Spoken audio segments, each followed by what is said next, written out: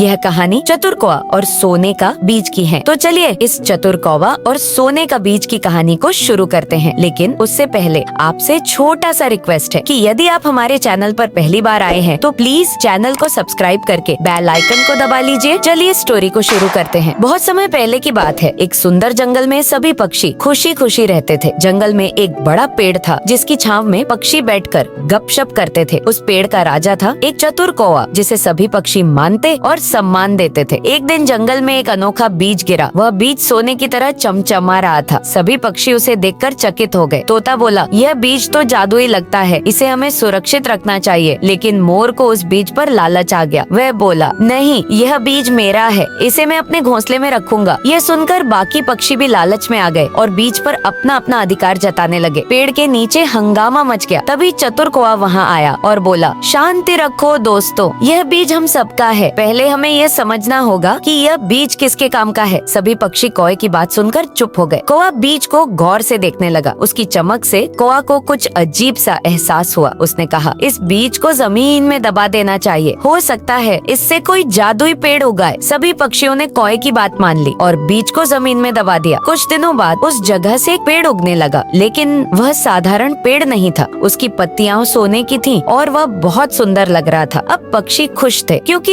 यह पेड़ सबका था। लेकिन इस खुशी के बीच जंगल में एक लालची लोमड़ी आ गई। उसने सोने के पेड़ को देखा और सोचा, अगर मैं इस पेड़ को काट कर ले जाऊं तो मैं अमीर बन जाऊंगी। लोमड़ी ने पेड़ को काटने का प्रयास किया। यह देखकर सभी पक्षी डर गए। मोर बोला, हमें कुछ करना होगा वरना यह लोमड़ी हमारा पेड़ ले जाएगी। कौवा फिर से अपनी चतुराई से काम लेने लगा। उसने बाकी पक्षियों से कहा, तुम सब पेड़ की छांव में जाकर बैठो और ऐसा दिखाओ जैसे तुम सो रहे हो। मैं लोमड़ी को रोकने की योजना बनाता हूँ। जब सभी पक्षी पेड़ के पास गए तो कौवा उड़कर लोमड़ी के पास गया और बोला, लोमड़ी बहन, यह पेड़ तो जादुई है, अगर तुम इसे काटोगी तो तुम्हें श्राप लग जाएगा। लोमड़ी चौंक गई और बोली, कैसा श्राप? कौवा बोला, इस पेड़ के नीचे सोने वाले पक्षी कभी नहीं मरते। अगर तुम इसे काटोगी तो पक्षी तुम्हारे पीछे पड़े रहेंगे और तुम्हें चैन से जीने नहीं देंगे। लोमड़ी डर गई और वहाँ से भाग गई। इस तरह चतुर कौवा ने अपनी बुद्धिमानी से सोने के पेड़ और सभी पक्षियों को बचा लिया। सभी पक्षी कौवे की तारीफ करने लगे और बोले, तुम सच में हमारे सच्चे राजा हो। इस कहानी का सिख बुद्धिमानी सबसे बड़ी ताकत है। प्यारे पाठकों, अगर आपको यह कहानी पसंद आई हो और आप और ऐसी नैतिक कहानियाँ पढ़ना चाहते हैं तो हमारे चैनल को सब्सक्राइब करें और नए अपडेट्स के लिए